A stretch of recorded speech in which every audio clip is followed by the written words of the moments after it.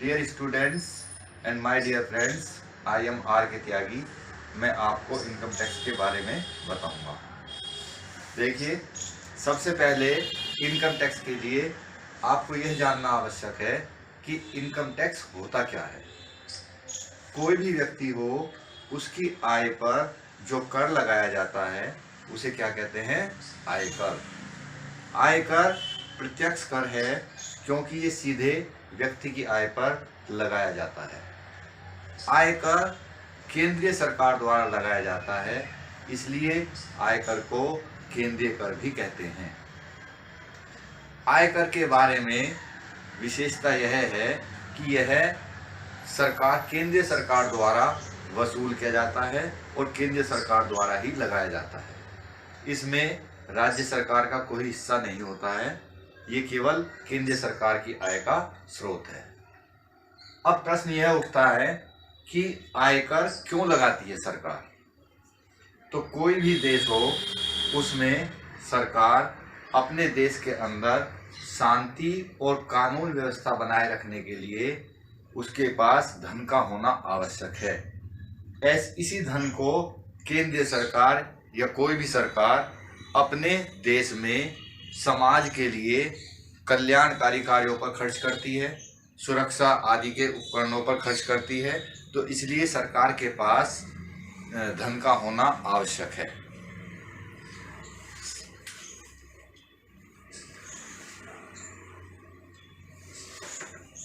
आयकर किन व्यक्तियों की आय पर लगता है वो मैं आपको बताता हूँ। सबसे पहले 2,50,000 रुपए, ये उन व्यक्तियों के लिए है जिनकी आय 2,50,000 से अधिक हो। ऐसे व्यक्ति कौन से होते हैं? 60 वर्ष से कम आयु के।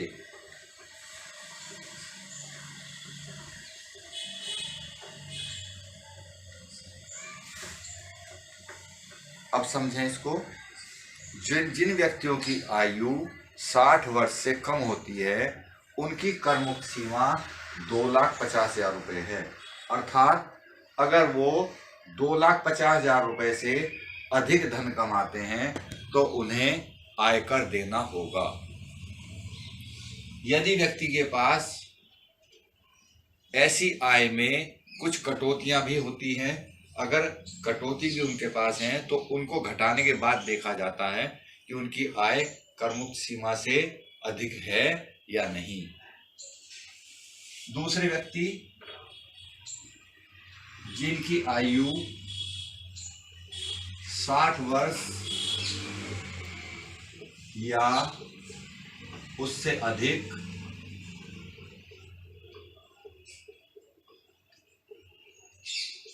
किंतु 80 वर्ष से कम हो,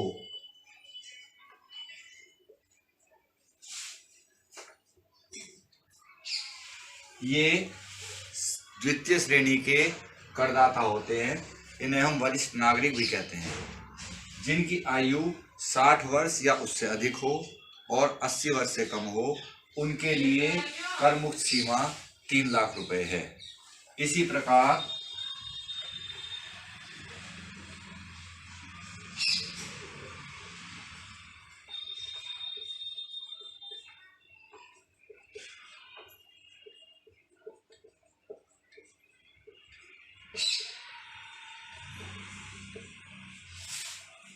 वरिष्ठ नागरिकों में भी एक और श्रेणी है, जिसमें ऐसे व्यक्ति शामिल हैं जिनकी आयु 80 वर्ष या उससे अधिक हो। ऐसे व्यक्तियों की कर मुक्त सीमा 5 लाख रुपए है। तो अब हमारे पास 3 प्रकार के करदाता हो गए। पहला, जिनकी आयु 60 वर्ष से कम हो, उनके लिए कर मुक्त सीमा 2.5 लाख। दूसरा, जिनकी आयु 60 वर्ष या उससे अधिक हो किंतु 80 वर्ष से कम हो, उनके लिए 3 लाख। और जिनकी आयु 80 वर्ष या उससे अधिक हो, उनके लिए 5 लाख।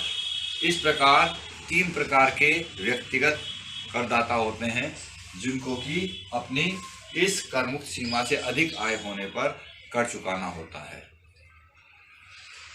कर कब चुकाया जाता है? कर किसी भी गत वर्ष के बीत जाने पर आपको अगले कर निर्धारण वर्ष में कर चुकाना होगा। जैसे गत वर्ष क्या होता है?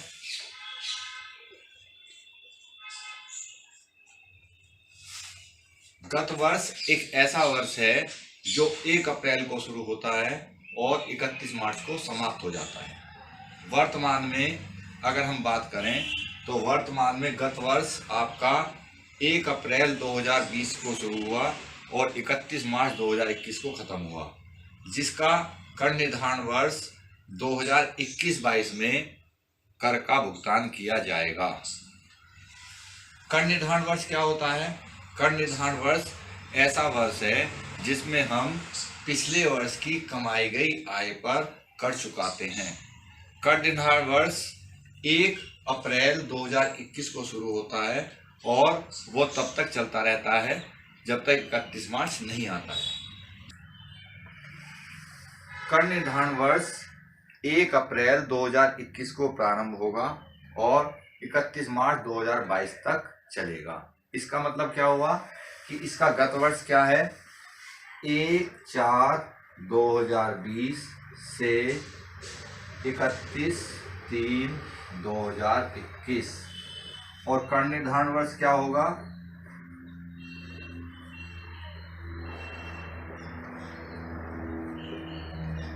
1 अप्रैल 2021 से प्रारंभ होकर 31/3/2022 को समाप्त होगा।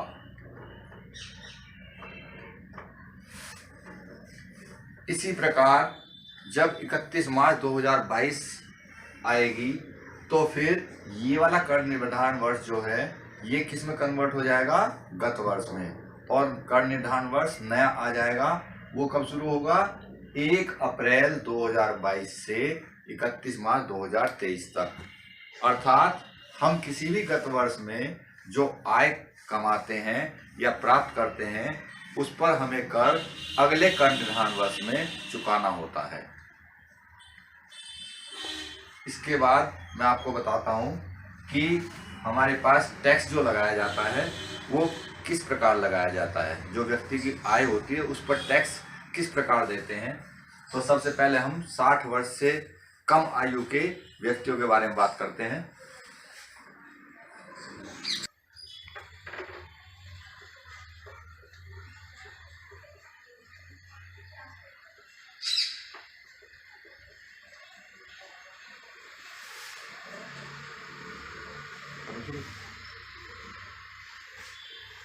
देखिए, ये 60 वर्ष से कम आयु वाले व्यक्तियों के लिए कर का भुगतान करने के लिए चार्ट है जो मैं आपको समझाता हूं। सबसे पहले 2,50,000 रुपए ऐसी आय पर कोई भी कर नहीं लगेगा। क्यों? क्योंकि यह क्या है? कर मुक्त सीमा। इसके बाद अगले 2.5 लाख रुपए तक आपको 5% टैक्स देना होगा। इसके बाद अगले 5 लाख रुपए पर आपको 20% टैक्स देना होगा। इसके बाद शेष आय पर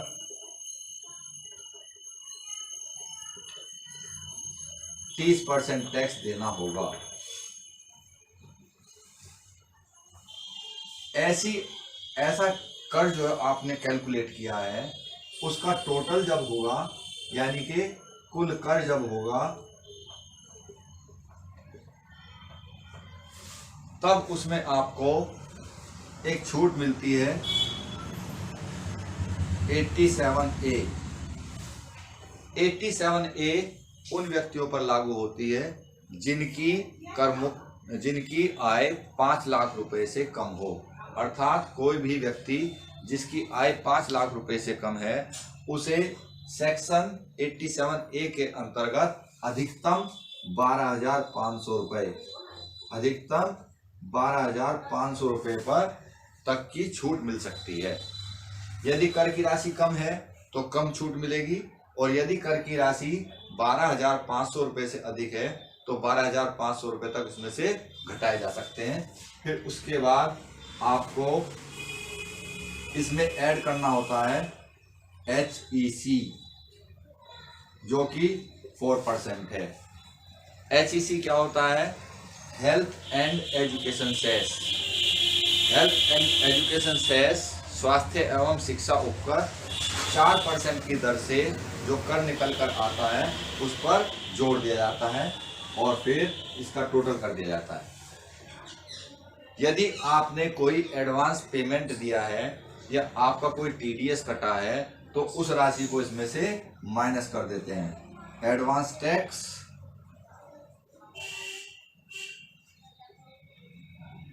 एंड TDS।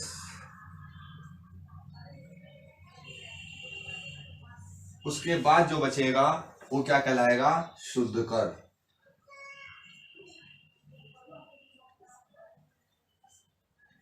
ये क्या कहलाएगा? शुद्ध कर। इसलिए आपको इसको खूब अच्छे से समझना है कि कर हम कैसे निकालते हैं और उस पर क्या क्या हमें छूट मिल सकती है और उसमें हमने क्या क्या ऐड करना है। तो 60 वर्ष से कम आयु के वाले व्यक्तियों के लिए शुद्ध कर इस प्रकार निकाला जाएगा। आप चाहें तो इसे नोट कर लें, क्योंकि जब चैप्टर आएगा जिसमें मैं आपको कर के बारे में बताऊंगा, कर कैलकुलेट कैसे करते हैं, तब आपको ये आसानी से समझ में आ जाएगा। इसलिए आप इसको चाहें तो नोट कर सकते हैं। किसी देश को चलाने के लिए सरकार के पास पैसे का होना बहुत आवश्यक है। इसलिए सरकार विभिन्न कार्यों पर खर्च करने हेतु अपने स्रोतों से आय प्राप्त करती है और उसको जनहित कार्यों में और अन्य कार्यों में खर्च करती है। इसलिए सरकार व्यक्तियों की आय पर कर लगाती है। अब सरकार के पास कौन कौन से स्रोत हैं जहां से सरकार आय प्राप्त करती है, तो आप इसको देखिए।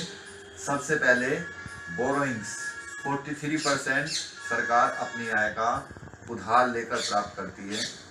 45% सरकार टैक्स से प्राप्त करती है, यानी कि उसको टैक्स से 45% इनकम प्राप्त होती है। 7% नॉन टैक्स रेवेन्यू, यानी कि गैर कर राजस्व, सरकार अपनी आय के भाग में 7% गैर कर से भी प्राप्त करती है और 5% अदर्स से प्राप्त करती है। इस तरीके से सरकार अपना 100% इनकम का जो सोर्स है वो इस तरीके से प्राप्त कर पाती है और उसको फिर विभिन्न खर्चों में, विभिन्न कार्यों में इसको खर्च करती है। अब हम बात करते हैं कि ऐसे कौन से व्यक्ति हैं जिनको कि आयकर की जानकारी होना आवश्यक है। देखिए, ऐसे कर मुक्त सीमा जो होती है व्यक्तियों के लिए वो 2,50,000 रुपये उन व्यक्तियों के लिए है जो कि 60 वर्ष से कम आयु के हैं। जो 60 वर्ष से अधिक आयु के हैं और 80 वर्ष से कम आयु के हैं उनके लिए कर मुक्त सीमा 3 लाख रुपए है। इसी प्रकार जो 80 वर्ष या उससे अधिक आयु के व्यक्ति हैं उनके लिए कर मुक्त सीमा 5 लाख है। तो अगर किसी व्यक्ति के पास इससे अधिक आय है तो उसे आयकर के बारे में जानकारी होना आवश्यक है, जिससे कि वो अपने कर में बचत कर सके, अपने कर को बचा सके। तो मैं आपको इन सभी के बारे में बारी बारी से बताऊंगा और फिर आपको प्रत्येक वीडियो में अपने चैप्टर, आपके जो चैप्टर्स हैं वो क्लियर करता जाऊंगा। पहले चैप्टर से हम शुरुआत करेंगे। ये केवल एक मैंने बेसिक जानकारी के लिए आपको बताया है कि इस तरीके से हमें करना है। मैं एक ऑथर भी हूँ, मेरी खुद की इनकम टैक्स की बुक निकलती है, उसके पब्लिशर हैं संजय SBPD पब्लिशिंग हाउस। तो उस बुक के द्वारा भी मैं आपको उसके सॉल्यूशन कराऊंगा और उसके अलावा भी मैं आपको पूरी थ्योरेटिकल पार्ट इसका समझाता रहूँगा। ये दूसरी श्रेणी के करदाता हैं जिनकी आयु 80 वर्ष या अधिक हो किंतु 80 वर्ष से कम हो। इनके लिए इनकम टैक्स का स्लैब क्या कहता है, देखिए। सबसे पहले 3 लाख रुपए इनके लिए कर मुक्त सीमा है, अर्थात 3 लाख रुपए पर कोई भी कर नहीं लगाया जाएगा। इसके बाद अगले 2 लाख रुपए पर 5% की दर से कर लगाया जाएगा। इसके बाद अगले 5 लाख रुपए पर 20% की दर से कर लगाया जाएगा। शेष आय पर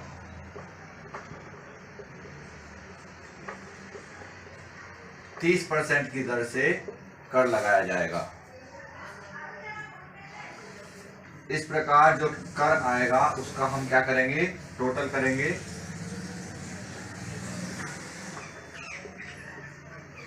फिर उसके बाद हम ये देखेंगे कि यदि करदाता की आय 5 लाख रुपए से कम है तो उसे अधिकतम 12,500 रुपए तक की छूट मिल सकती है। उसके बाद उसमें 4% की दर से स्वास्थ्य एवं शिक्षा उपकर अर्थात HEC ऐड किया जाएगा, जोड़ा जाएगा। उसके बाद यदि कोई एडवांस टैक्स और TDS है तो उसको घटा दिया जाएगा। इसके बाद जो बचेगा वो क्या कहलाएगा, शुद्ध कर या नेट टैक्स, अर्थात जो राशि ये सबसे एंड में जो राशि निकल कर आएगी इसका करदाता द्वारा क्या किया जाएगा, भुगतान। तो इस प्रकार ये 60 वर्ष से अधिक या किंतु 80 वर्ष से कम आयु वाले व्यक्तियों के लिए ये स्लैब है और इस तरीके से उनका कर ज्ञात किया जाता है। वरिष्ठ नागरिकों में एक श्रेणी होती है जिसमें 80 वर्ष या अधिक आयु वाले करदाता शामिल होते हैं। इनके लिए कर मुक्त सीमा 5 लाख रुपए है, अर्थात 5 लाख रुपए पर कोई भी कर नहीं लगाया जाएगा। इसके बाद अगले 5 लाख रुपए पर 20% की दर से कर लगाया जाएगा। शेष आय पर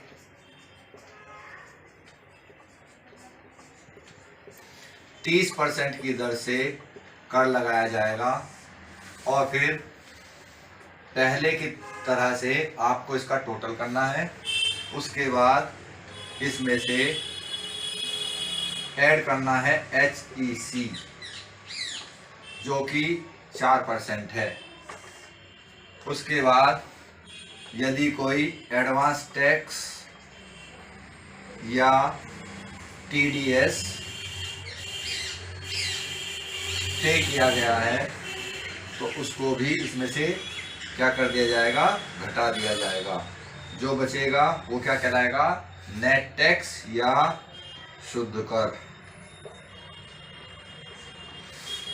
इसमें 87A लागू नहीं होता है क्योंकि ऐसे व्यक्तियों की कर मुक्त सीमा 5 लाख है। तो कम से कम 5 लाख रुपए से अधिक होगा तभी हम इनका टैक्स कैलकुलेट करते हैं, अदरवाइज इनकी कर मुक्त सीमा 5 लाख तक है तो इन पर 87A लागू होने का कोई प्रश्न ही नहीं उठता है। अब हम इसके बाद अगले वीडियो में आगे किस तरीके से प्रोसीजर है, क्या करना होता है, उसके बारे में चर्चा करेंगे।